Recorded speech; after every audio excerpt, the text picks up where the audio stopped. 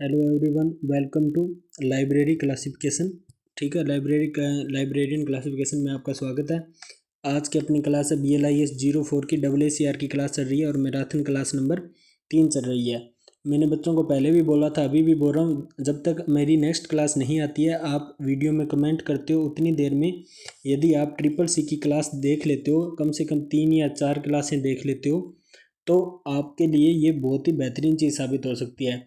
और इससे पहले 2 नंबर क्लास आई थी, उसमें आपने देखा होगा कि पहली जो एंट्री आई थी वो उपनाम की आई थी, यानी कि सूडो नेम की आई थी, और दूसरी एंट्री गवर्नमेंट एंट्री थी। तो आपके लास्ट जब जाओगे, मैंने आपको सब कुछ बताया हुआ है कि आपको मेरे चैनल की प्ले लिस्ट में जाना है, वहाँ पर आपको CCC की क्लासें मिल रही है। तो आप जब तक कमेंट वगैरह करते हो तो CCC के अंदर जाकर लास्ट वाली 6 क्लासें देख लो। स्टार्टिंग वाली तो चलो आप रहने दो, अगर नहीं देख सकते तो लास्ट वाली 5 क्लासें देख लीजिए, 5 से 6 क्लासें देख लीजिए, जिसके अंदर मैंने कम से कम मोनोग्राफ की, ठीक है, और गवर्नमेंट एंट्री करवाई हुई है, और आपके क्वेश्चन में भी आई हुई है। कल वाले पेपर में साफ दिखाई दे रही थी गवर्नमेंट एंट्री, ठीक है। और उसके बाद में उपनाम की एंट्री, जो पहला क्वेश्चन था ना उस पेपर के अंदर, वो उपनाम का क्वेश्चन था, जिसके नीचे लिखा होता है कि this is not the real name of author. Author का रियल नेम ये है, यानी कि जहाँ पर कृत्रिम नाम का ऑथर प्रयोग करता है। तो आप ये एंट्रियाँ देख लिया कीजिए। और जिन बच्चों ने ये एंट्री बार बार देख ली है, तो उनके लिए मैं आज क्लास लेकर आ गया हूँ, क्लास नंबर 3। इस क्लास के अंदर आपको मैं एक बहुत ही बेहतरीन तरीके से जीरो लेवल से क्वेश्चन करवाने वाला हूँ। जीरो लेवल का मतलब ये नहीं कि हर चीज़ लिखवाऊंगा, बस उतनी चीज़ लिखाऊंगा जितनी चीज़ आपको एग्जाम के अंदर पास करवा सके, ठीक है। क्योंकि उसके बाद में इसका BLIS का न्यू बेंच आएगा, जिसका लाभ आपके बाद वाले जूनियर आपसे उठाने वाले हैं, ठीक है। तो एक बार अपने क्या करेंगे बच्चों, ओनली फॉर क्वेश्चन कर लेते हैं। किस तरीके से आपको क्वेश्चन करना है वो चीज़ें जो है उसकी बारीकी से आप क्लास नंबर 3 में समझ जाओगे। तो आप कोशिश कीजिएगा कि इसकी स्पीड, मुझे पता है कि मैं थोड़ा धीरे बोलता हूँ, तो 1.5 ही रखिएगा। 1.5 से ज़्यादा ना बढ़ाएं तो ही आपके लिए अच्छा होगा, क्योंकि 1.5 से ज़्यादा स्पीड बढ़ाओगे फिर आप बार बार बैक आओगे। तो इससे अच्छा है कि जब आप स्पीड बढ़ाते हो फिर से बैक आते हो, तो एक बार एक सी स्पीड और नॉर्मल स्पीड में क्लास चलती रही। तो जो बच्चे 2 गुना स्पीड करके मेरी क्लास देख रहे हैं, तो वो इस चीज़ के घाटे में ना रहे। तो अब अपने करते हैं अपनी क्लास स्टार्ट बच्चों। Good morning everyone, welcome to librarian classes. और आज की अपनी क्लास नंबर 3 है, लाइब्रेरियन क्लास BLIS 04 की, और जिसके अंदर अपने AACR कर रहे थे। तो मैं आपको पहला क्वेश्चन आपके सामने लेकर आ चुका हूँ, और वो है अपना क्वेश्चन। सबसे पहले अपने को क्या करना है, इस क्वेश्चन की पहचान करनी है कि इसमें से अपने काम की कौन सी चीज़ें और बेकाम की चीज़ें कौन सी है, वो छांट लेनी है, ठीक है। तो सबसे पहला क्वेश्चन है, living with China, US China relations in the 21st country, ठीक है, बाय इजरा ऑफ वोगल, ठीक है। इसके बाद में आ जाता है न्यूयॉर्क WW नोर्टन 1997, ठीक है। अदर इन्फॉर्मेशन के अंदर आ गया अपना कॉल नंबर 327.73051 और फिर L1 और 5, ठीक है। उसके बाद में आ जाता है एक्सेशन नंबर, और वो अपना 34621। पेज नंबर आ गया 336। उसके बाद में साइज आ गया 24x14.8 सेंटीमीटर। फिर आ गया ISBN, ठीक है। और उसके बाद में अपनी ये चीज़ अपने सामने दिखाई दे रही है, ठीक है। ISBN नंबर जो है वो कितने अक्षरों का है।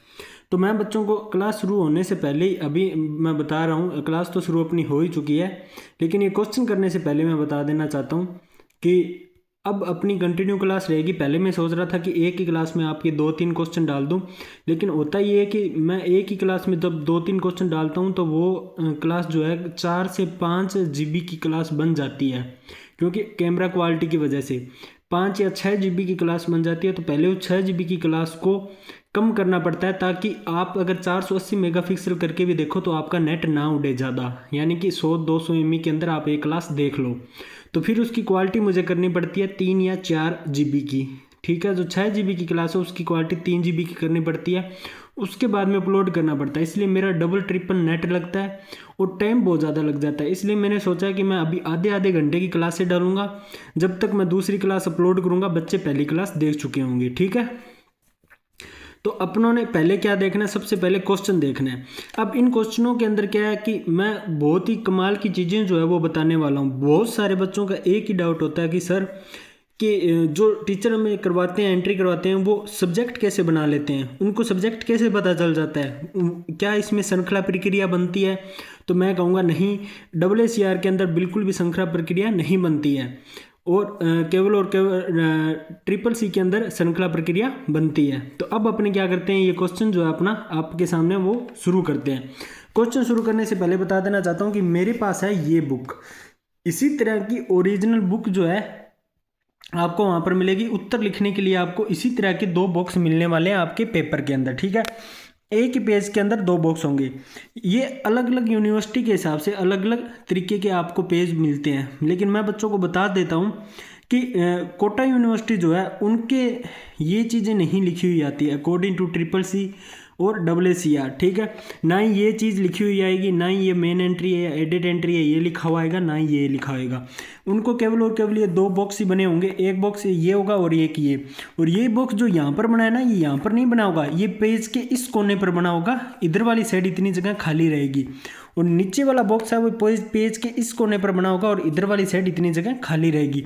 वो जगह इतनी मतलब यहाँ तक ही बॉक्स बना होता है इस साइड के अंदर, वो इसलिए खाली रहती है ताकि यहाँ पर बच्चा श्रृंखला प्रक्रिया बना सके और जस्ट उसके आगे ट्रेसिंग बना सके। बहुत सारे बच्चों का डाउट है कि ट्रेसिंग जो होगी CCC में वो मेन एंट्री के पीछे बनाए या आगे बनाए, तो इनके लिए मैं क्लासें बता दूंगा, आपके डाउट क्लियर हो जाएंगे। पहले अपने क्वेश्चन करते हैं, इनके लिए मैं स्पेशल क्लास लेकर आऊँगा, उसके अंदर आपको बता दूंगा, ठीक है। वो भी मैं आज ही लेकर आऊँगा क्योंकि बाद में तो एग्ज़ाम ही हो जाएंगे, फिर बच्चे क्या करेंगे स्पेशल क्लास का जानकर। तो अगर किसी के पास अभी तो आपके एग्ज़ाम आ गए, लेकिन आपके बाद जो आपके जूनियर है, अगर किसी के पास ऐसी बुक ना हो तो आप मंगवा लीजिए। और अगर आपको कहीं इंटरनेट पर अवेलेबल नहीं मिल रही है ऑनलाइन प्लेटफॉर्म पर, तो आप क्या कीजिए, इस बुकलेट के लिए आप मुझसे कांटेक्ट करें, मैं आपके एड्रेस पर भेज दूंगा, क्योंकि ये बुकलेट बनानी बहुत ज़रूरी होती है। बच्चे क्या करते हैं, बच्चों का मैं स्टाइल बताता हूँ। बच्चे क्या करते हैं कि इस तरीके से रफ कॉपी में बुकलेट बनाते हैं, इससे बच्चों का टाइम वेस्ट होता है। और एक जब एग्ज़ाम में जाओगे और जब ओरिजिनल वो चीज़ होती है और जो बच्चा खुद से अपनी लाइनें बनाता है ना, उसमें इसमें देखो कम लाइनें, इसमें उसने 10-15 लाइन बना ली, तो इससे क्या होता है, चीज़ें जो होती है वो ख़राब हो जाती है, ठीक है। तो इन सारी चीज़ों के सोल्यूशन के लिए ही ये बुकलेट होती है, ज़्यादा महंगी नहीं होती है, कोई 100 रुपये की होगी या 100-150 रुपये की बुकलेट होती है। लेकिन जब इस बुकलेट से जो करके जाता है ना, क्योंकि आपको पता है जो स्कूल में बच्चा टॉपर आना चाहता था वो तो अच्छी किताबें ही लाता था, मॉडल पेपर लाता था, तो आप ये बुकलेट मंगवा लीजिए। चलो अब अपने चलते हैं क्वेश्चन के ऊपर। क्वेश्चन आपको पढ़ा दिया था, तो अब अपने को करनी है AACR की मेन एंट्री। AACR की मेन एंट्री करनी, मैंने बोला था कि आपके एक साइड क्वेश्चन होगा और एक साइड आपकी क्या होगी, ये बुक होगी, ठीक है। तो AACR की मेन एंट्री से पहले मैं आपको उसका एक इंटरफेस दिखा देता हूँ कि आपको क्या चीज़ कहाँ पर लिखनी है। हालांकि ये मैंने क्लास नंबर 1 पर बताई थी, लेकिन बच्चे भूल गए हैं, तो मैं आपको दोबारा से बता देता हूँ। कॉल नंबर आपका यहाँ आएगा, ये ब्लैक पेन से लिखा हुआ है, इसका मतलब ये है कि यहाँ पर पेंसिल से लिखना है ये चीज़, पर इसका मतलब ये नहीं है कि ये भी ब्लैक पेन से लिखा हो तो पेंसिल से लिखनी है, ये इस चीज़ से थोड़ी अलग होती है, इसलिए मैंने ब्लैक पेन से लिखा है। लेकिन कॉल नंबर हमेशा पेंसिल से लिखना है। आपके कितने सेक्शन होते हैं वो बता देता हूँ। कॉल नंबर सेक्शन हो गया 1 नंबर पर, 2 नंबर पर हेडिंग सेक्शन, 3 नंबर पर टाइटल सेक्शन, 4 नंबर पर sum title and authors name section, 5 number पर एडिक्शन सेक्शन, 6 नंबर पर होता है प्लेस ऑफ पब्लिकेशन सेक्शन, और 7 नंबर पर होता है date of publication section, 8 number पर आता है आपका number of page section, 9 number पर आता है साइज ऑफ बुक सेक्शन, 10 नंबर पर आती है आपकी सीरीज, 11 नंबर पर आता है आपका ISBN सेक्शन, ठीक है। उसके बाद में 12 नंबर पर आती है आपकी ट्रेसिंग। ये चीज़ है आपके सेक्शन, मैंने इसको पूरे तरीके से बता दिया। और हाँ, ये एसोसिएशन नंबर को मत भूलिएगा, इसको आप 12 नंबर पर आप एसोसिएशन नंबर मान लीजिए और फिर आप मान लीजिए ट्रेसिंग, ठीक है। तो ये चीज़ थी। अब बच्चों को एक बार मैं थोड़ा सा बता देना चाहता हूँ कि टाइटल और सब टाइटल को मिलाने के लिए कोलन का यूज़ किया जाता है, ठीक है। और फिर यदि सम टाइटल ना हो तो कोलन लगाने की ज़रूरत नहीं है, कोलन तो लगाने की ज़रूरत है, उसके बाद में सीधा ही ऑथर का नाम आ जाता है। ये इसके बीच में इस तरीके से मैंने इसलिए लगाया है ताकि बच्चों को चीज़ें समझ आ जाए, ठीक है। यदि सम टाइटल को दे दिया ऑथर के बाद में यदि एडिशन दिया है तो डॉट लगाकर बार लगाना है, ठीक है। डॉट लगाकर बार लगाना है। उसके बाद में यदि किसी जगह का नाम दिया है तो डॉट लगाकर फिर से बार लगाना है। और उसके बाद में डेट ऑफ पब्लिकेशन को जोड़ने के लिए केवल और केवल कोमा का प्रयोग किया जाता है, ठीक है। फिर पेज नंबर ऑफ पेज जो यहाँ पर लिखा हुआ है, ठीक है, तो उस पेज को नंबर ऑफ पेजेस लिखा हुआ है ना, तो अब मैं आपको बताता हूँ नंबर ऑफ पेजेस कैसे करना है। नंबर ऑफ की जगह तो पेज नंबर आ जाते हैं और पेजेस की जगह छोटा पी आ जाता है। उसकी एंट्री अब मैं आपको करूँगा तो आपको समझ आ जाएगा, ठीक है। साइज ऑफ बुक का दिया हुआ है जहाँ पर, तो वहाँ पर बुक का साइज आ जाएगा। जब साइज ऑफ बुक लगाएंगे उससे पहले सेमीकोलन आ जाएगा, ठीक है। उसके बाद में सीरीज से पहले फिर से डॉट लगता है, फिर से बार लगता है। और ISBN नंबर होता है। मैंने तो इसके इसी लाइन में लिख दिया, आपको इस लाइन में नहीं लिखना है। जहाँ सीरीज खत्म हो जाती है उससे नीचे वाली लाइन पर ISBN नंबर होता है। उसके बाद में उससे नीचे वाले लाइन पर ट्रेसिंग होती है, अभी सब्जेक्ट एंट्री कितनी हुई है और एडिट एंट्री कितनी हुई है। अब आपने देख लिया ना सारा कुछ एक बार अच्छी तरीके से। अब मैं एंट्री करवा लूँ। किसी बच्चे को ये समझना है कि कौन सा निशान किस लिए लगाया है, तो एक बार आप क्लास को बैक कर वापस से देख लेना। मैंने बेसिक चीज़ बता दी और ये इसीलिए बताई, हालांकि ये चीज़ मैं क्लास नंबर 1 में बता चुका हूँ, लेकिन अब ये मुझे इसीलिए बतानी पड़ी क्योंकि हर बच्चा क्लास नंबर 1 देख कर नहीं आएगा। वो सबसे पहले क्या करेगा, वो मेरी क्लास नंबर 3 ही देखेगा, क्योंकि वो सोचेगा पहले क्वेश्चन आंसर ही कर लेते हैं अपने, ठीक है।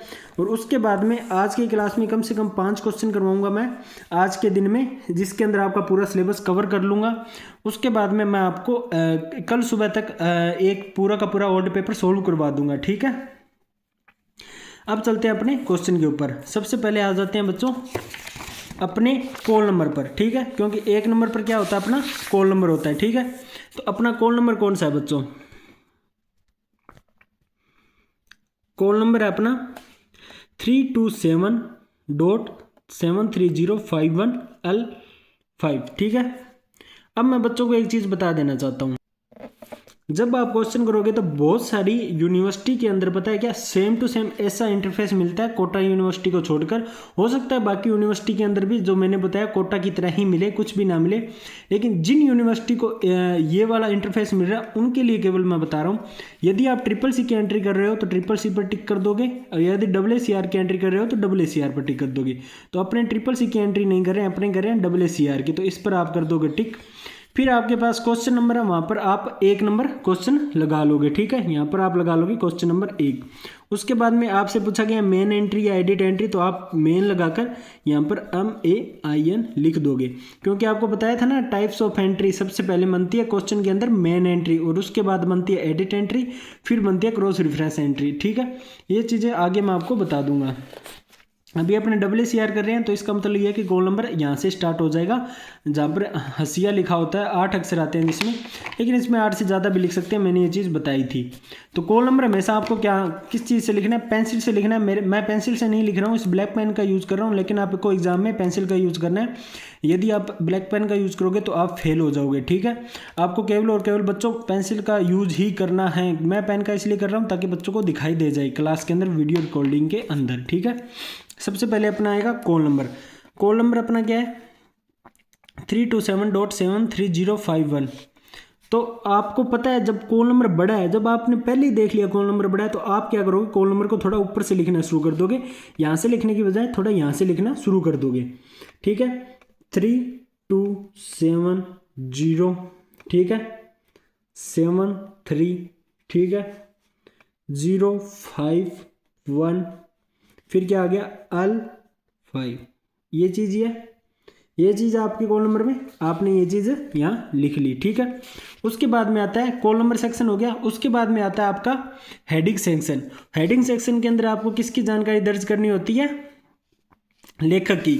तो बच्चों अपने क्वेश्चन के अंदर लेखक कौन सा है? ये रहा, क्या है? इजरा F. वोगल। अब बहुत सारे बच्चे एग्जाम में क्या करके आते हैं मैं बताता हूँ, वो फेल क्यों हो जाते हैं। वो देखते हैं कि इजरा F. लगाकर वोगल लगाया हुआ है। तो आपको पता है जब भी मेन एंट्रियां जो होती है उसके अंदर पता है क्या होता है बच्चों, जो 2 नंबर पर नाम दिया गया होता है ना, 2 नंबर पर, वो तो लेखक की कास्ट हो जाती है। और 1 नंबर वाला होता है ना, वो उसका ये जो लास्ट में दिया गया होता है ना, ये चाहे कोई भी चीज़ दी गई हो। मान लीजिए मैं आपको उदाहरण से बता देता हूँ। मान लीजिए यहाँ पर लिखा हुआ है सुनील VERMA वर्मा। अब बच्चा क्या करेगा, वो बोलेगा भाई सुनील तो नाम है, वर्मा इसकी क्या है, कास्ट है। लेकिन ऐसा नहीं होता है। जब भी अपने चाहे ट्रिपल सी में एंट्री कर रहे हो चाहे WACR में एंट्री कर रहे हो, लास्ट वाला अक्षर होता है वो उठाकर यहाँ लिखा जाता है और ये बड़े अक्षरों में लिखा जाता है। हालांकि आप जब इसके अंदर आपको बड़े अक्षरों के लिखने की जरूरत नहीं है, लेकिन ट्रिपल सी के अंदर बड़े अक्षरों में VERMA वर्मा लिखा जाता है और इसको छोटे अक्षरों में लिखा जाता है और ये फिर नहीं लिखा जाता है इस तरीके से। लेकिन जब आप WACR कर रहे हो, अभी अपने WACR कर रहे हैं, तो इसके अंदर आपको चीज़ तो यही फॉलो करनी है, पर अब आपकी मर्जी, आप बड़े अक्षरों में लिख सकते हो लेकिन आप हमें छोटे अक्षरों में ही लिखना है, ठीक है। उसी तरीके से यहाँ पर दिया गया है EZRA इजरा ऑफ वोगल, VOGEL वोगल, ठीक है। तो अब आपको क्या करना है, इसमें देखना है कि अपनी जो नेम है वो कौन सा और कास्ट कैसे बनानी है अपने को, ठीक है। तो सबसे पहले क्या करना है, बच्चा क्या करता है कि अफ का ये डॉट लगा हुआ है और यहाँ पर अफ डॉट लगाकर वोगल लिखा, वो इस नेम को पूरे को उठा लेता है। इससे क्या आपकी पूरी की पूरी एंट्री गलत हो जाती है। मैं बच्चों को बता देना चाहता हूँ ये चीज़ भी उठाई जाती है, लेकिन जब इनके बीच में इस तरीके से डैश लगा हो ना, तब आपको अफ को उठाना है, लेकिन इसमें डैश नहीं लगा हुआ। इसका मतलब ये है कि आपको केवल और केवल इसको उठाना है, VOGEL वोगल, ठीक है। आप इसको क्या कर लोगे, कंप्लीटली इसको क्या कर लोगे, उठा लोगे। उठा लिया आपने इसको, उठाने के बाद में इसको लिखना है यहाँ पर, जब आप एंट्री करोगे तब हेडिंग सेक्शन के अंदर, और उसके बाद में इजरा एफ आ जाएगा, ठीक है। चलो अब अपने लिखते हैं। अब अपने आगे मेन एंट्री में अब वोगल जो है, अब अपने को अपनी मर्जी अपने किसी तरीके से लिख सकते हैं, इसलिए अपने WACR के अंदर छोटा ही लिखा जाता है, तो अपने VOGE बस। यहाँ पर 4 अक्षर ही होने चाहिए, 1 2 3 और 4 बस, इससे ज़्यादा अक्षर आपके नहीं होने चाहिए, वरना आपकी एंट्री जो होती है वो हो जाती है गलत। फिर आ गया EZRA.F, क्योंकि इसके आगे डेट वो नहीं था, इजरा लगाकर यहाँ पर .F लगाना है। अब एक और चीज़ बता देता हूँ, यहाँ पर डॉट मत लगा देना, जिस तरीके से नापता उस तरीके से। यदि लेखक का जन्म वर्ष दिया गया है, इसके अंदर आपका देख लीजिए जन्म वर्ष दिया गया है क्या, नहीं दिया गया ना। यदि लेखक का जन्म वर्ष दिया गया हो तभी ये डॉ लगा के डॉट, ये तो पूरा का पूरा नाम है अपने को दिया गया था, लेकिन हर नाम के आगे डॉट नहीं दिया गया।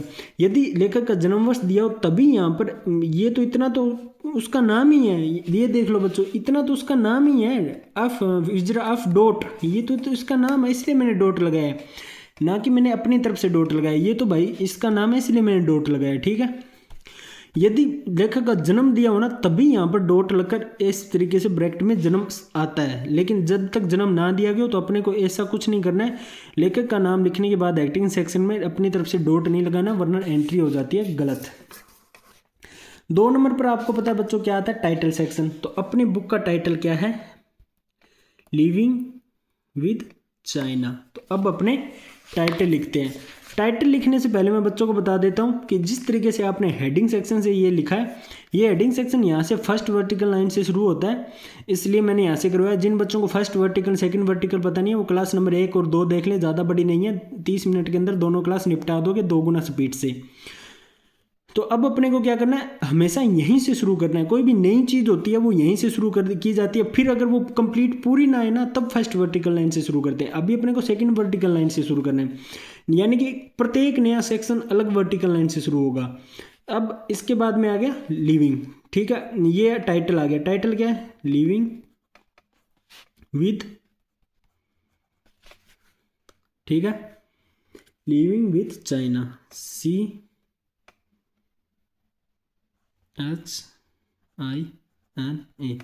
आपकी मर्जी, आप बड़ा भी लिख सकते हो छोटा लिख सकते हो, पर मैं चाहूँगा कि आप एग्जाम में छोटा ही लिखो। अब अपने पास क्या आ गया, टाइटल के बाद में आपको पता है किसकी एंट्री आती है, सम टाइटल की।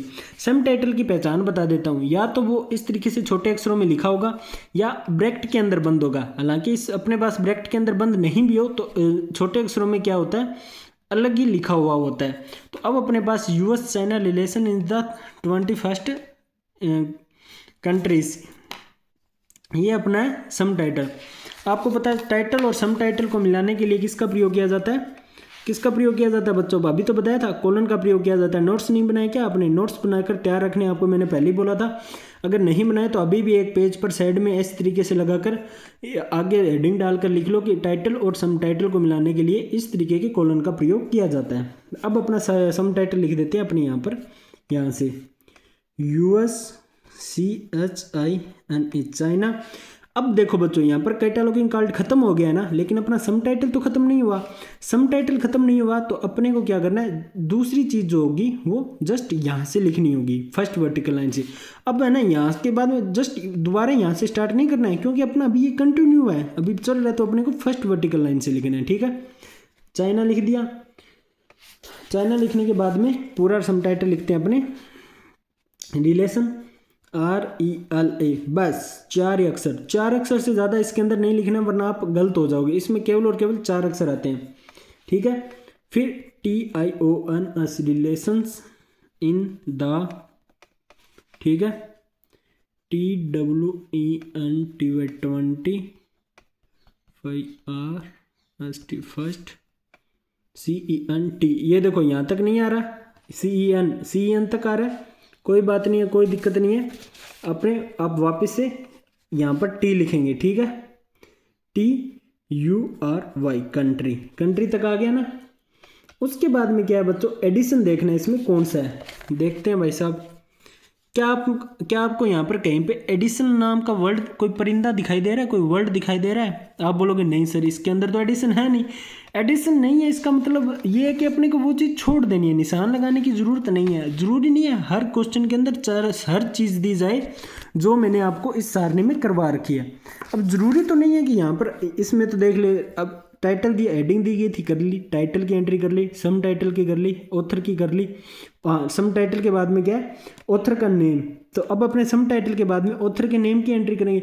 लेकिन उसके बाद में एडिशन अगर अपने को देखना हो तो एडिशन दिया हुआ नहीं है, तो इसका मतलब ये थोड़ी है कि अपने कहीं से अपनी तरफ से बना लेंगे। कोई बात नहीं, नहीं दिया तो कोई नहीं, आपको ये निशान नहीं लगाना, आप अगले निशान पर चले जाओ और आगे की चीज़ों की एंट्री कर लो। तो अब आपको देख लीजिए, सम टाइटल को मिलाने के लिए किसका हो गया, फिर सम टाइटल और ऑथर को मिलाने के लिए इस तरीके के निशान का प्रयोग किया जाता है।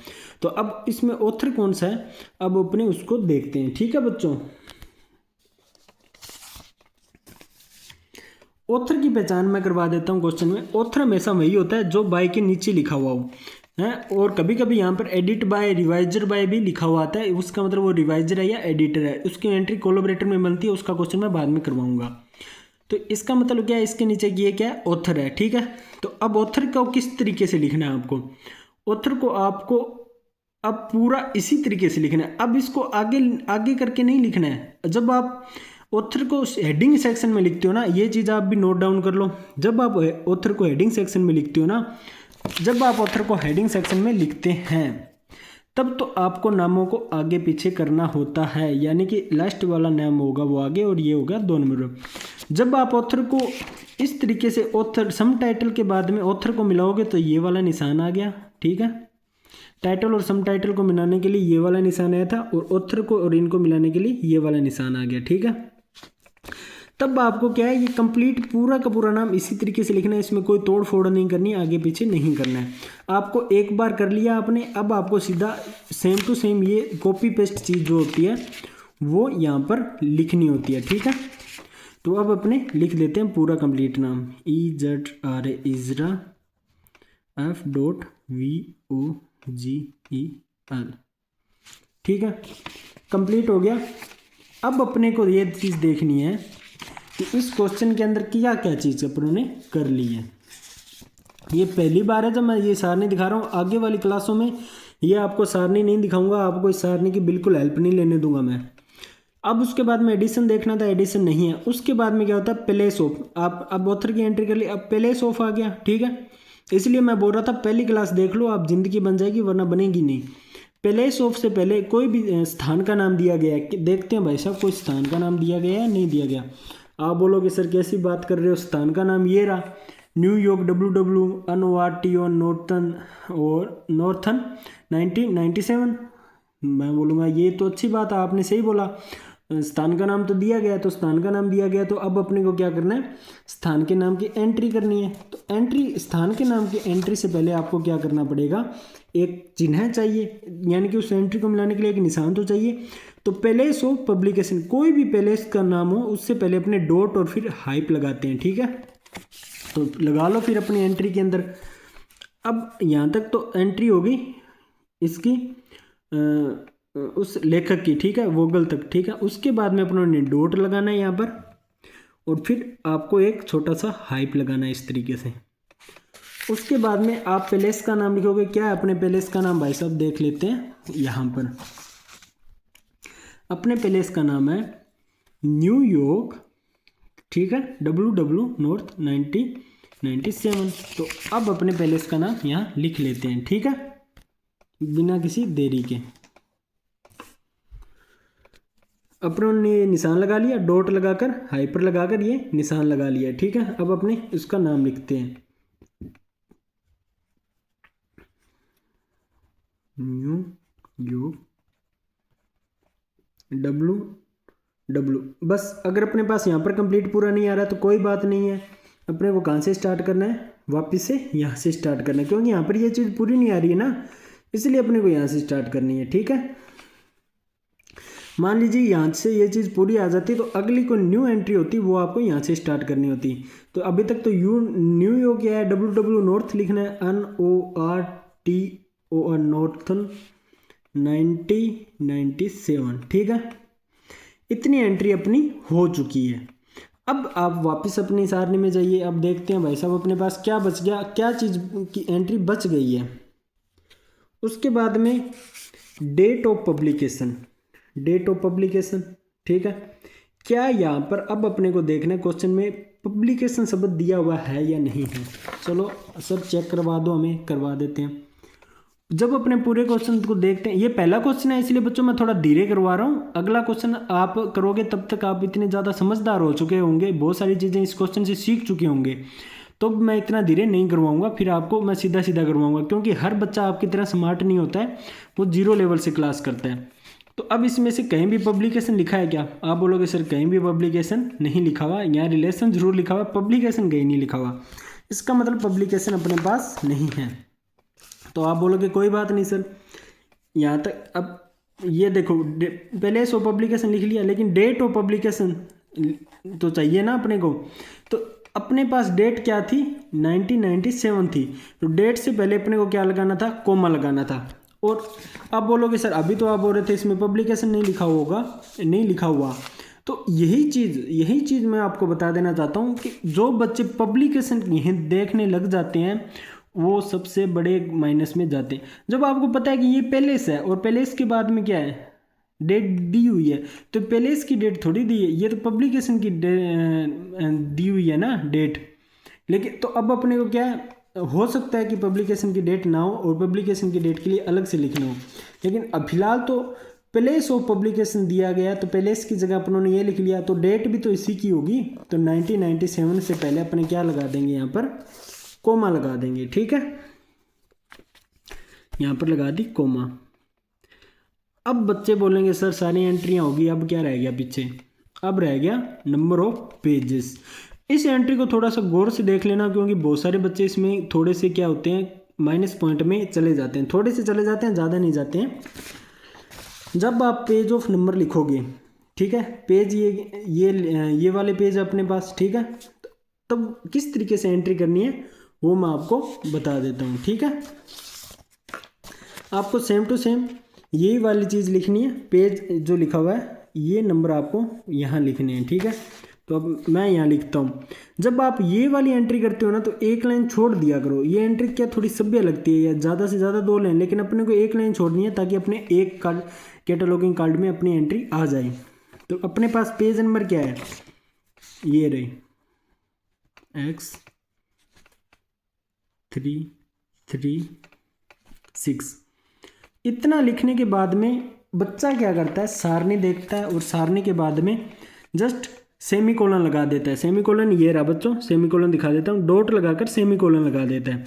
आपको ऐसी गलती नहीं करनी है, डॉट लगाकर सेमीकोलन नहीं लगाना है बच्चों। आपको सबसे पहले पेज नंबर लिखने के बाद में छोटा p लिखना है इस तरीके से, उसके बाद में डॉट लगाकर सेमीकोलन लगाना है। अब जाकर आपके पेज की एंट्री जो होगी वो कंप्लीट हो गई। उसके बाद साइज ऑफ द बुक, अब देखते हैं बुक का साइज क्या है, ये रहा 25 गुना 14.8 सेंटीमीटर। अब एक और चीज़ आप नोट लगा लीजिए, जब भी आपको दिया गया हो 14.8 सेंटीमीटर या कोई भी अंक 1 से लेकर अनगिनत तक अंक दिए गए हों और उसके आगे पॉइंट लगाकर 1 2 3 4 5 6 7 3 4 5 6 7 8 दिया गया, मान लीजिए 14 पॉइंट के आगे ही समझ लेते हैं अपनों को ये चीज़ दी गई हो। जब भी आपको पॉइंट लगाकर इस तरीके से दिया गया हो, एक से लेकर अनगिनत गिनती हो, यहाँ 1 भी हो सकता है, 2 हो सकता है, 10 हो सकता है, 45 हो सकता है, 50 हो सकता है, 55 हो सकता है, 60.8 हो सकता है, कुछ भी हो सकता है। जब भी आपको इस तरीके से वर्ड बनाकर दिए गए हो ना, तो जस्ट आपको इससे ये वाला वर्ड जो होता है ना, ये वाला वर्ड, इसके आगे चाहे कितनी गिनती दी गई हो 1 से लेकर 10 तक, आपको जस्ट उसके आगे वाला कंप्लीट वर्ड लिखना होता है। पेज की एंट्री में आपको इसके आगे क्या लिखना होता है, कंप्लीट वर्ड लिखना होता है पेज की एंट्री से में, ठीक है। ये चीज़ आप समझ जाइए, ठीक है।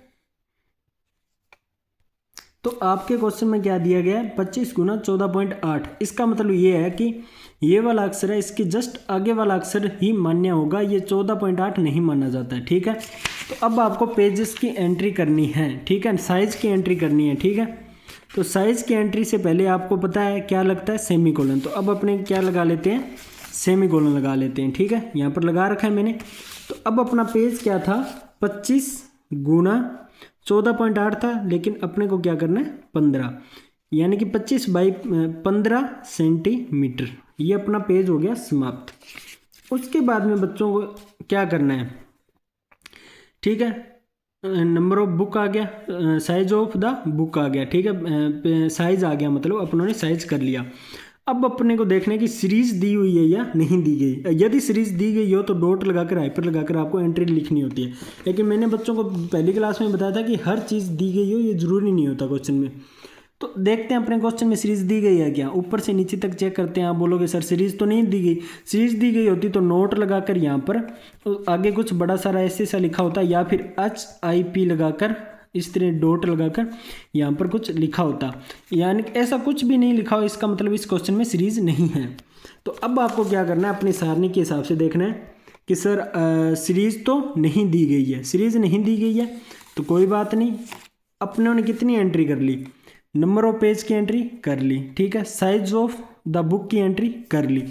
अब अपने को क्या करना है, सीरीज नहीं दी गई, ISBN तो नंबर दिए गए हैं ना, ISBN नंबर तो दिए गए हैं। आप बोलोगे सर बिल्कुल ISBN नंबर तो दिए गए हैं, ठीक है। अब एक बात बच्चों गौर से सुन लीजिए, जब भी आपको ISBN नंबर लिखने हो, जब भी आपको ये ISBN नंबर लिखने हो, तो चाहे ये सीरीज यहाँ से शुरू होकर, अभी तो इसके अंदर अपने क्वेश्चन में तो नहीं दी गई है, मान लीजिए कि दी गई होती, यहाँ तक खत्म हो जाए तो यहाँ से ISBN नंबर नहीं लिखने हैं। आपको हमेशा वो चीज़ हमेशा नीचे वाली लाइन से ही शुरू करनी होती है। अपने पास इसमें सीरीज तो नहीं है तो अपने को सीधा ISBN नंबर लिखने, तो अब अपने लिखते हैं ISBN नंबर, तो अपने जस्ट नीचे वाली लाइन से, और हमेशा सेकेंड वर्टिकल लाइन से शुरू होगा, क्योंकि ये भी तो नई चीज़ थी इसलिए सेकंड वर्टिकल लाइन से शुरू हुई, और ये भी नई चीज़ थी, ये यहाँ पर कंप्लीट आ गई थी। तो अब अपने को IBS नंबर लिखना है ना, ISBN नंबर लिखना है, तो वो तो अपने कहाँ से लिखेंगे, नीचे वाली लाइन से। तो अब अपने लिखते हैं ISBN, ठीक है। उसके बाद में इस तरीके से लगाकर 0393331, फिर डैश लगाकर 734 और फिर इस तरीके से X, ठीक है। ये आपका ISBN नंबर था, ये वाला जो अपनों ने कहाँ पर लिख लिया है, यहाँ अपने क्वेश्चन में लिख लिया है। अब अपनी रह जाती है, अब बोलोगे सर ये क्या, लास्ट में रहेगी ट्रेसिंग। तो ट्रेसिंग एक बार नहीं लिखनी है, ये जगह खाली छोड़ देनी है। पर आप बोलोगे सर एसोसिएशन नंबर भी तो रह गए ना, बिल्कुल रह गए, एक्सेशन नंबर रह गए। आपको एक चीज़ बता दूं कि जब आप WCR की एंट्री कर रहे हो तो एसएसएन नंबर आपको थोड़ा सा सेंटर से ऊपर ही लिखना होता है। तो इसमें एसएसएन नंबर देखते हैं क्या है, 34621, ठीक है। तो अब अपने लिखेंगे 3 4 6 2 1, ठीक है, ये लिख लिया। अब मैं आपको बता देना चाहता हूँ बच्चों को कि ये चीज़ जो है ये अपने एक बार कंप्लीट मेन एंट्री बनकर समाप्त हो चुकी है, बस ट्रेसिंग रही है। ट्रेसिंग पहले ट्रेसिंग नहीं बनाते हैं, सबसे पहले अपने देखते हैं कि अपनी कितनी एंट्रियाँ बन रही है, ठीक है। तो अब अपने देखेंगे कि अपनी कौन कौन सी एंट्री बन रही है। तो एंट्री कैसे बनानी है, कितनी एंट्री रहेगी, कौन कौन सी बन रही है। भाई साहब ये एंट्रियां देखने के लिए तो आपको कहाँ पर जाना होगा, आपको जाना होगा अपने दिमाग में, और दिमाग में सोचनी होगी सारणी, वो सारणी जो मैंने बनवाई थी। जब आप अपने दिमाग में जाके सारणी सोचोगे तो आपको पता चलेगा कि अब हमने मेन एंट्री बना ली। अब अपने को किस चीज़ क्या क्या चीज़ दी गई है, तो अब आप देखोगे कि हमें सबसे पहले तो विषय की एंट्री बनानी होगी, ठीक है। अपने पास सब्जेक्ट क्या है, तो अब किसी भी बच्चे को ये पता नहीं होगा कि उनके पास इस क्वेश्चन में सब्जेक्ट क्या है। कोई बता सकता है कि इसमें सब्जेक्ट क्या है? तो एक चीज़ मैं नोट करवा रहा हूँ, वो नोट कर लेना बच्चों कि आपको सब्जेक्ट का पता नहीं चलेगा कि सब्जेक्ट क्या है। बस मैं आपको बताऊंगा कि सब्जेक्ट अगर क्या क्या चीज़ दी गई हो तो किस प्रकार से सब्जेक्ट का निर्माण किया जाता है, ठीक है। तो सबसे पहले अपने बनाएंगे सब्जेक्ट की एंट्री, ठीक है। फिर जॉइन या ऑथर दिया गया है तो उसके बाद में अपने बनाएंगे लेखक की एंट्री, ठीक है। उसके बाद में बनाएंगे अपने, देखेंगे कि एडिटर नहीं दिया गया अपने क्वेश्चन में, मैंने देख लिया, आपको भी मैंने बताया था यहाँ पर कहीं भी एडिटर, रिवाइजर, आइसोलेटर और इसके अलावा और क्या चीज़ होती है, एक ट्रांसलेटर का वर्ड का यूज किया गया है क्या? आप बोलोगे नहीं सर कुछ भी नहीं किया गया, इसका मतलब यहाँ पर कोलैबोरेटर की एंट्री नहीं बनेगी। क्यों? क्योंकि ना तो इस क्वेश्चन में एडिटर है, ना इसमें ट्रांसलेटर है, ना ही रिवाइजर है, ना कंप्लेयर है, ना ही आइसोलेटर है, ठीक है। तो अब इसमें एंट्री किसकी बनेगी?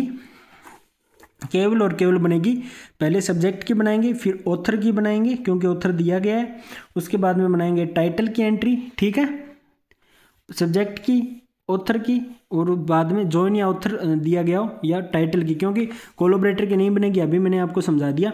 और फिर यदि इसमें सीरीज दी गई होती, लेकिन अभी मैंने इस बात का बताया ना, अभी मैंने तो बताया है कि सीरीज इस क्वेश्चन में नहीं दी गई है, यानी कि इसमें सीरीज की एंट्री भी नहीं बनेगी। तो अपने को क्रमबद्ध तरीके से एंट्री बनानी है, तो सबसे पहले होगी सब्जेक्ट की एंट्री, फिर होगी ऑथर की, और फिर होगी टाइटल की एंट्री। चलो बच्चों करते हैं शुरू। तो सबसे पहले मैं आपको किसकी एंट्री करवानी है? सब्जेक्ट की एंट्री। सब्जेक्ट कैसे बनेगा क्वेश्चन में, ये तो मैं आपको बाद में बताऊंगा। एक चीज़ आप नोट कर लीजिए, सबसे अच्छी चीज़ है AACR की, कि इन एंट्रियों के अंदर चाहे आपकी एडिट एंट्री हो, कितनी भी प्रकार की एंट्री हो, कितनी ज़्यादा एंट्री हो, तीन चीज़ सेम रहती है। तीन चीज़ होती है वो सेम रहती है, तीन चीज़ें जो आपकी होगी वो सेम रहेगी। वो तीन चीज़ कौन कौन सी अपने जानते हैं बच्चों, ठीक है। एक नंबर चीज़ है कॉल नंबर। कॉल नंबर आप A to Z कितनी भी AACR में एंट्रियां बने सेम रहता है, जो कि क्वेश्चन के अंदर दिया गया हो सेम रहता है। इसका मतलब ये नहीं है कि आप 5 टाइटल मिलेंगे पर्सन, आपको 5 क्वेश्चन मिलेंगे एग्जाम के अंदर और 500 में यही कॉल नंबर डाल दो, ये सेम नहीं रहती। मेरे कहने का मतलब ये है कि जो आपके प्रश्न के अंदर कॉल नंबर पहली एंट्री में बनेगा वही बाकी कॉल नंबर, बाकी एंट्रियों में ये चीज़ जो है इस खाने में सारे कॉल नंबर ही आएंगे, चाहे आप मेन एंट्री कर रहे हो, रिवाइजर कर रहे हो, ट्रांसलेटर कर रहे हो, कितनी भी एंट्री कर रहे हो। तो सबसे पहले आपको कॉल नंबर उतार लेना है, आप उतार लोगे कॉल नंबर, ठीक है। 327.73051L, ठीक है। 2 नंबर चीज क्या सेम रहती है मैं बताता हूं। 2 नंबर चीज सेम रहती है ये, चाहे एक और चीज बता देना चाहता हूं, यदि आपका यहाँ पर सब्जेक्ट जो है वो सिर्फ 1 लाख अक्षरों का, मैं तो मतलब बोल रहा हूँ 1 लाख, वैसे होता नहीं, चलो मैं नॉर्मल बोल देता हूँ, मान लीजिए 50 से 60 अक्षरों का हो ना, चाहे वो 100 अक्षरों का हो, आपका सब्जेक्ट जो होगा इस एंट्री के अंदर, यहीं इस एंट्री के अंदर ये अपने सब्जेक्ट एंट्री कर रहे हैं, तो मैं पहले लिख लेता हूँ। अपने क्या करेंगे, आपको क्या करना है, यहाँ पर एडिट एंट्री पर क्लिक करना है, जहाँ पर दिया गया हो इस तरीके का इंटरफेस मिले, नहीं दिया गया हो तो आपको यहाँ पर ऐसे लिखना होता है SUB सब्जेक्ट एंट्री, और उसके बाद में ऐसे एडिट लिखना होता है, ADDED एडिट लिखना है, जिसके नहीं दिया गया हो एग्जाम में उत्तर पुस्तिका के अंदर, ठीक है। लेकिन जिसके अंदर ऐसी सारणी बनी हुई हो और ऑटोमेटिक लिखा हुआ मिल जाए अगर आपके एग्जाम में, तो आपको इस एडिट पर क्लिक कर यहाँ पर SUBJECT सब्जेक्ट लिखना है और यहाँ पर एंट्री लिखना है, ठीक है। अब मैं आपको बता दूं, सब्जेक्ट कितना भी बड़ा क्यों ना हो इसी के अंदर ही समाहित होगा, इससे बाहर सब्जेक्ट आपका नहीं जाना चाहिए, ठीक है। दूसरी चीज, सब्जेक्ट की स्टार्टिंग आप हमेशा सेकंड वर्टिकल लाइन से करोगे, ठीक है। चाहे कितना भी बड़ा सब्जेक्ट हो, इस खाने से एक भी लाइन नीचे नहीं आना चाहिए। 2 नंबर चीज, आपकी एंट्री जो करोगे सब्जेक्ट की यहाँ से स्टार्ट होगी, लेकिन मैंने बोला था 3 चीज़ें इसमें सेम रहती है। तो एक तो कॉल नंबर हो गया, 2 नंबर ये जो लेखक का नाम दिखाई दे रहा है ना, ये सारी एंट्रियाँ A to Z जितनी भी एंट्रियाँ इसमें बनेगी उसमें सेम रहेगा, इसलिए ये अपने पहले ही उस लेखक का नाम लिख लेते हैं, क्योंकि बाद में क्या होता है, सब्जेक्ट बड़ा होता है तो जगह नहीं रहती, और कुछ बच्चे क्या करते हैं यहाँ तक सब्जेक्ट लिखकर लेखक का नाम नीचे वाली लाइन में लिख देते हैं, तो इससे उनका 1 नंबर कट जाता है। तो अपने को नंबर नहीं काटना है, इसलिए अपने पहले आपको एग्जाम में भी ऐसे ही करना है, और मैं भी ऐसे ही कर रहा हूँ, लेखक का नाम इस तरीके से लिख लेना है, ठीक है, एफ डॉट। अब 3 नंबर चीज़ है, एक लाइन रट लीजिए, अभी रट लोगे तो आपके लिए फायदेमंद होगा। अगर आप रट नहीं सकते तो आप जब कॉलम क्लासिफिकेशन जो साथ लेकर जाओगे उसके अंदर लिख लीजिए। ये लाइन भी सभी एंट्रियों के अंदर जब अपन एडिट एंट्री कर रहे हो तो उसमें सेम रहेगी, ठीक है। तो वो लाइन ये है, RESTSMAIN मेन एंट्री, ये चीज, ये 3 चीज होती है ना, ये आपके सारी एंट्रियों में सेम रहती है बच्चों। चाहे आप एडिट एंट्री की कितनी एंट्री कर लो, बाकी आप कोई भी एंट्री कर लेते हैं, टाइटल की एंट्री कर लेते हैं, या फिर देखिए विषय निर्देश की एंट्री कर लेते हैं, तो ये 3 चीज़ें जो होती है वो सेम एज वेल सेम ही रहती है, ठीक है। तो एक तो कॉल नंबर सेम रहता है, एक लेखक का नाम यहाँ सेम रहता है, और ये वाली लाइन सेम रहती है, ठीक है। अब आपको बताता हूँ सब्जेक्ट का कैसे पता लगाना है। तो बच्चों आपको सब्जेक्ट कैसे बनाना है वो मैं आपको बता देता हूँ। मैंने इन 2 चीज़ों को अंडरलाइन किया, इन 3 चीज़ों को। यूएस चाइना लिखा हुआ है, आपके क्वेश्चन में यदि किसी कंट्री का नाम दिया गया हो XYZ, एक कंट्री का, 2 कंट्री का, कितनी भी कंट्री का, और एक शब्द आ जाए आपके पास रिलेशन, ठीक है। इन 3 शब्दों को समझते ही आपको एक वर्ड याद करना, वो लिख करना है FORE, ठीक है, FOREIGN, ठीक है, फॉरेन। अब कोई बोलेगा ये फॉरगन है, लेकिन ये फॉरेन शब्द है जिसका मतलब होता है विदेशी। विदेशी इसलिए है बच्चों क्योंकि ये फॉरेन कंट्री तो है। अब अपने बोलते हैं कोई भारत से यूएस जाता है तो अपने क्या बोलते हैं कि उसका लड़का फॉरेन गया हुआ है, यानी कि विदेश गया हुआ है, विदेशी या विदेश, ठीक है, या विदेश। तो जब 2 कंट्रीज के बीच में रिलेशन बन रहा है तो ये एक ही तो कंट्री का तो हिस्सा नहीं है। अब चाइना जो है वो यूएस का हिस्सा तो नहीं है, और यूएस चाइना हो गया, तो यूएस चाइना लिखा हुआ है या यूएस चाइना रिलेशन लिखा हुआ है, यानी कि इन दोनों देशों के बीच में ये संबंध स्थापित कर रहा है। जहाँ पर संबंध स्थापित किया जाए वहाँ पर आपको एक फॉरेन वर्ड यूज में लेना है। और एक दूसरी चीज़ ये यूज में लेनी है कि यदि यूएस चाइना लिखा हुआ है, इसमें living with China, US China subtitle में आ गया और रिलेशन आ गया, इसका मतलब ये है कि इनके बीच में कोई पॉलिसी चल रही है। पॉलिसी होती है ना, कोई भी नीति चल रही है या विदेश नीति चल रही है, तभी तो इन दोनों के बीच में संबंध बना है। जैसे अब भारत के प्रधानमंत्री है वो बार बार अन्य देशों में जाते हैं तो विदेश नीति के चलते जाते हैं, कोई पॉलिसी लेकर आते हैं, कोई पॉलिसी देश के अंदर से बाहर ले जाते हैं, ठीक है। तो अब आपको क्या करना होता है कि सबसे पहले आप यूएस भी लिख सकते हो, इसको यूनाइटेड स्टेट्स भी लिख सकते हो, क्योंकि दोनों है तो यू का मतलब यूनाइटेड, एस का मतलब स्टेट्स हो गया, ये है तो इसकी यूएस की फुल फॉर्म ही। तो आपको सब्जेक्ट बनाने के लिए सबसे पहले क्या करना होगा, यहाँ पर लिखना होगा। मैंने आपको बताया था ना ये सब्जेक्ट एंट्री करते हैं तो ये 3 चीज़ सेम ही रहती है, तो ये मैं बाकी एंट्रियों में ही सेम टू सेम ऐसे ही उतारूंगा। अब अपने को सब्जेक्ट की एंट्री करनी है, तो अब जब आपके पास ये यूएस दिखाई दे रहा है ना, तो आपको पहले लिखना है यूएस, फिर आपको फॉरेन वर्ड का यूज कहाँ से करना है वो बताऊंगा। आप चाहे तो यहाँ यूएस लिख लीजिए या यूनाइटेड स्टेट लिख लीजिए।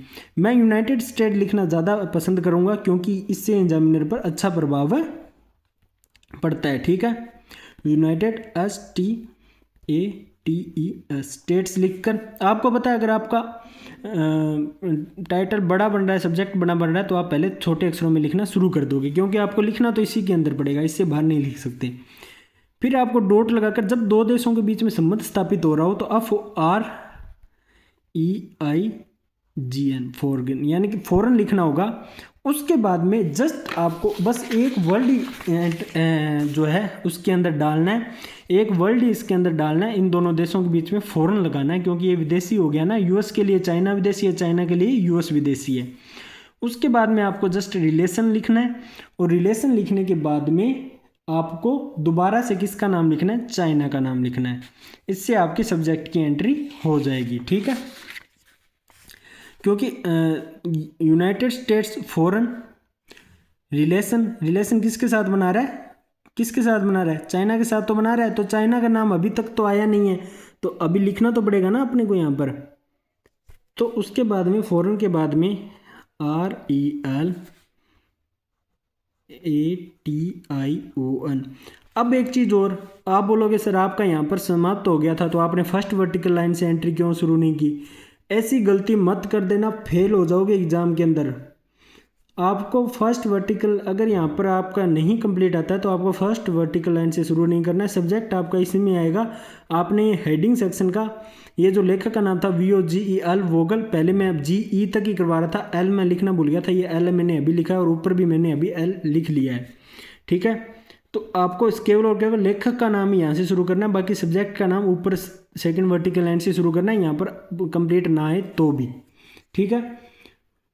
उसके बाद में आपने रिलेशन लिख लिया, उसके बाद में लिखना है चाइना, CHINE। अब कुछ चीज़ें जो होती है बच्चों को रटनी पड़ती है, इसलिए BLIS थोड़ी सी क्या है, हार्ड है। बस इतना सा काम है, और कोई काम है ही नहीं। केवल और केवल आपको ये इस एक वर्ड को बनाने के लिए इतना मत्था मारना था। बाकी entry same to same exact ये है। मैंने बोला था ये तीन चीज़ें सेम रहती है। तो अब अपने पास सब्जेक्ट की एंट्री आ चुकी है। अब आपको मैं सारणी में जाकर बताऊंगा कि किस चीज़ की एंट्री अपनी रह गई है। सब्जेक्ट की तो आ गई भाई साहब अपनी एंट्री। अब बोलोगे सर आपको सारणी में जाने की क्या ज़रूरत है, आपको सारणी याद नहीं है क्या। मैं बोलूँगा भाई याद है। सब्जेक्ट के बाद मुझे पता है जॉइन या ऑथर की एंट्री होती है। तो जॉइन अपना ऑथर कौन सा है, ये रहा। तो अब अपने करेंगे ऑथर की एंट्री। अब ऑथर की एंट्री करेंगे कहाँ पर। आप बोलोगे सर ऑथर की एंट्री करने की क्या ज़रूरत है। सर सही बोल रहे हैं बच्चे, ऑथर की एंट्री नहीं होती है बच्चों। कारण पता है क्या है, क्योंकि ऑथर प्रत्येक एंट्री के अंदर ऑथर आ रहा है। तो अब आपको ऑथर की एंट्री करने की कोई ज़रूरत नहीं है। अब अपने पास क्या रह गया। आप बोलोगे सर ऑथर की एंट्री तो आप नहीं कर रहे, करनी भी नहीं होती है। तो अब आपको पता है कि अपने को करनी है टाइटल की एंट्री, ठीक है। तो अपने क्वेश्चन में जाते हैं और अपने देखते हैं टाइटल क्या है। अपना टाइटल ये है, ये वाला तो सम टाइटल है जो कि इसके अंदर बंदा है, वो तो है सम टाइटल। पर अपना टाइटल क्या है, लिविंग विद चाइना। ये अपना तो टाइटल तो इतना ही है ना, ये तो नीचे वाला सम टाइटल है। तो सम टाइटल की एंट्री नहीं करेंगे, ऊपर वाले टाइटल की एंट्री करेंगे। तो उस एंट्री से पहले मैंने आपको बताया था कि अपनी तीन चीज़ें सेम रहती है। और वो तीन चीज़ें कौन सी है, एक तो कॉल नंबर, एक ऑथर का नाम, और एक रेस्ट एज मेन एंट्री। तो मैंने वो तीन चीज़ें पहले लिख ली, क्योंकि वही चीज़ मैं दोबारा लिखता, अभी मैंने बोलकर बता दिया, अब दोबारा लिखता, और उसके लिए अपने को पेज फोड़ना पड़ेगा।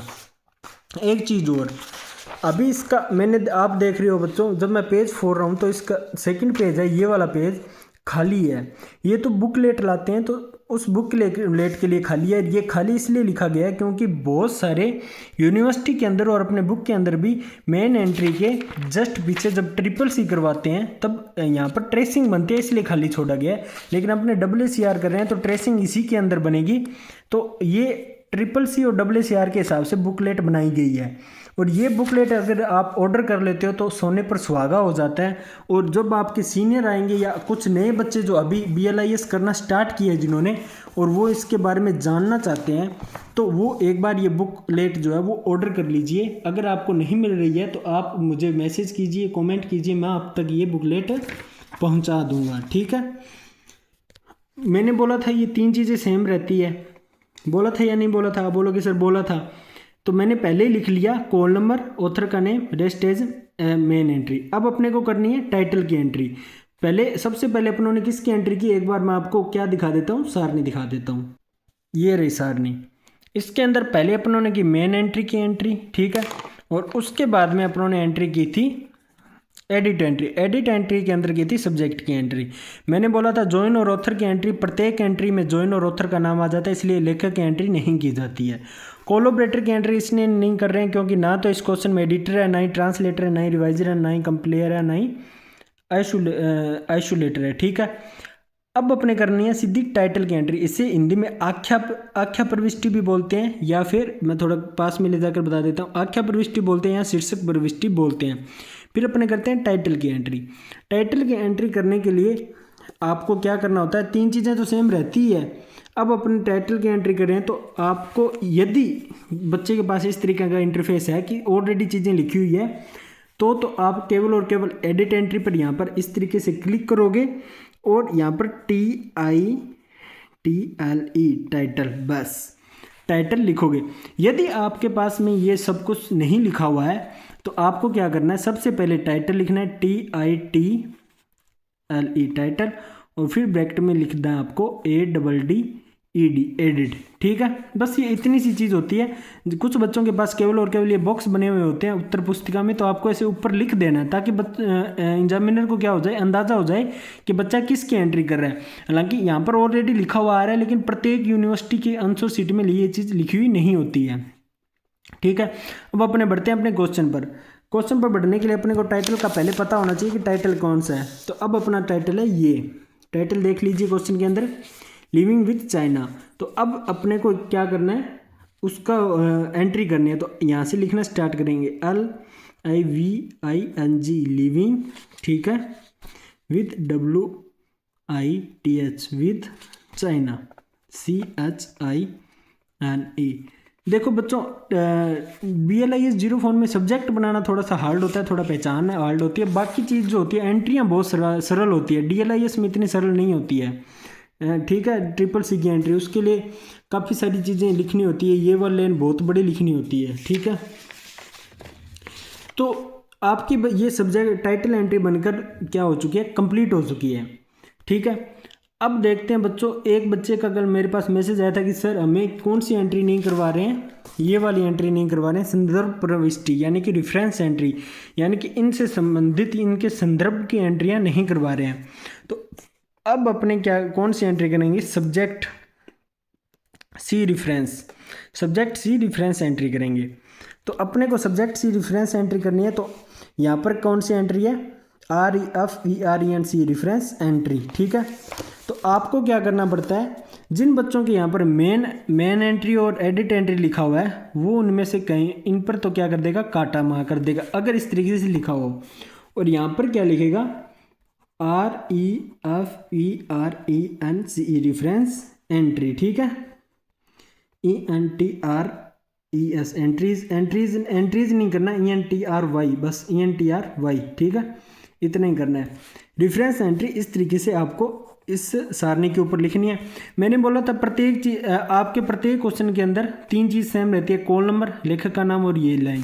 तो मैंने ये चीज़ पहले ही उतार ली, कॉल नंबर उतार लिया, लेखक का नाम और रेस्ट एज मेन एंट्री उतार लिया। ठीक है, कॉल नंबर आपको हमेशा पेंसिल से उतारना होता है, पेन का यूज़ नहीं करना है आपको। ठीक है, अब आपको क्या करना है, थोड़ा क्या हो गया था, क्लास थोड़ी जूम आउट हो रही है, तो आप इस पर थोड़ा फोकस, कैमरा अपने आप बना लेते हैं, तो इससे आप परेशान मत होइए।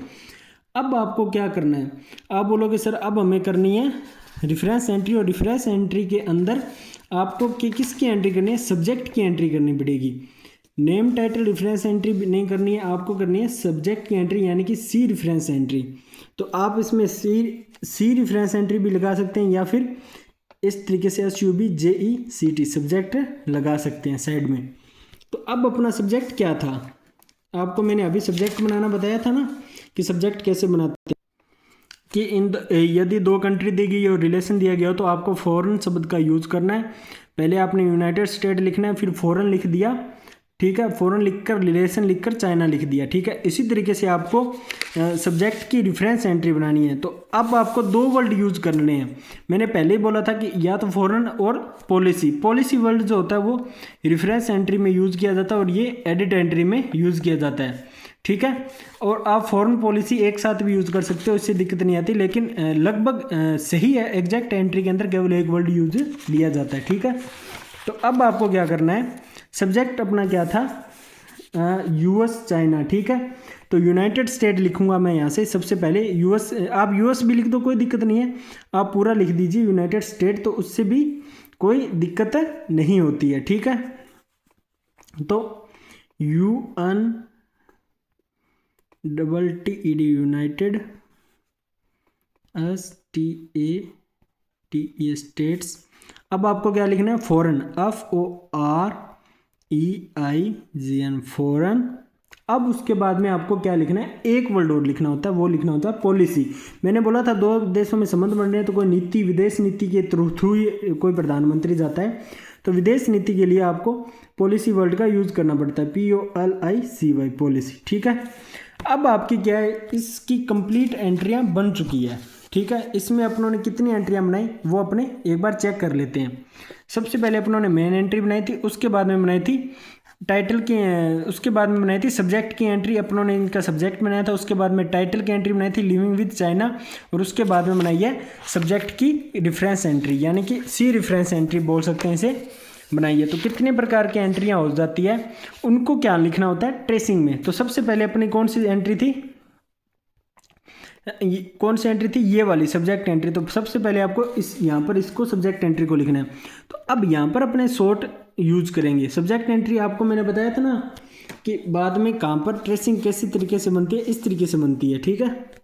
सबसे पहले सब्जेक्ट एंट्री आती है, फिर एडिट एंट्री आती है, और फिर बाकी एंट्रीज आती है, ठीक है। तो सबसे पहले सब्जेक्ट एंट्री के अंदर एक नंबर पर क्या था, यूएस, ठीक है, फॉरगन, FOR, ठीक है,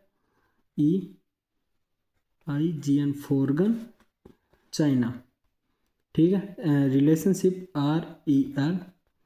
RELATION relation, China, INA China, ठीक है। अब उसके बाद में क्या है, 2 नंबर पर बनी थी अपनी एडिट एंट्री, ठीक है।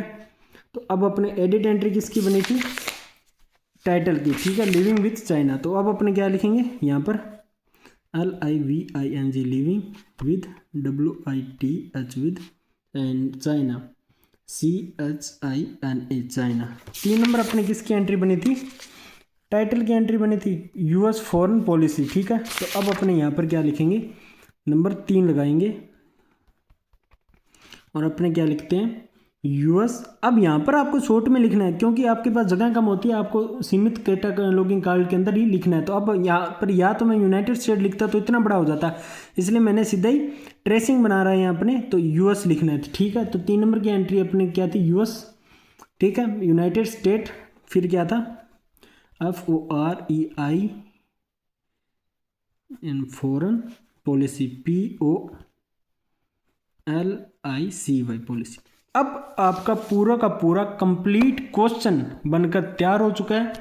ये अपना प्रश्न था बच्चों, पहला क्वेश्चन था इसलिए थोड़ा स्लो बताया क्योंकि बहुत सारी चीज़ें बच्चों को बतानी थी, जैसे ये विदेशी वाली होगी, पॉलिसी वाली होगी, और ये चीज़ बतानी थी ऑथर के डेट नेम को किस तरह आगे पीछे लिखते हैं, और ये चीज़ क्योंकि हाल मुझे पता है कि 90% बच्चों को पता है, जो क्योंकि वो मेरी क्लास देख रहे हैं, पुरानी क्लास भी DDC वाले लगाकर देख रहे हैं CCC की, तो उनको ये चीज़ पता है।